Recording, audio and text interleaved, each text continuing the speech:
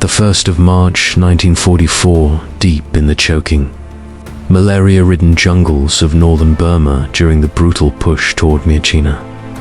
An Allied medic found himself living hour by hour in a world where the line between the living and the dead blurred under the wet canopy, his uniform permanently soaked with sweat, mud, and the blood of men he couldn't save.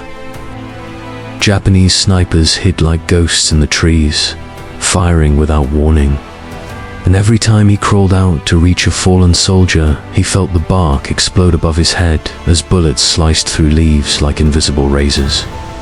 Yet he kept moving, because the wounded screamed his name, and he knew if he hesitated even a second, another life would slip into the unforgiving silence of the jungle.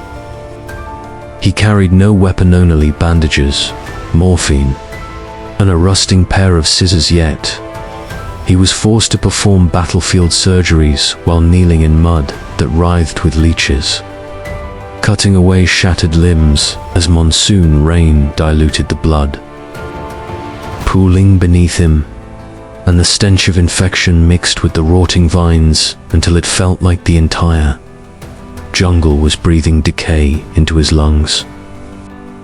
Nights were the worst. When the Japanese launched sudden infiltration attacks and shadows moved between the trees, so close he could hear their whispered commands, and he had to press his hand over the mouths of wounded men to keep them from crying out while enemy patrols crept past, blades drawn, hunting survivors. He slept in 10-second bursts, waking to the screams of men dreaming of things far worse than bullets. And he wondered if the jungle itself was alive, dragging the bodies of the fallen deeper into the darkness, because sometimes he'd return to a place where he'd left a soldier and find nothing but a blood-stained helmet and fresh claw-like gouges in the mud.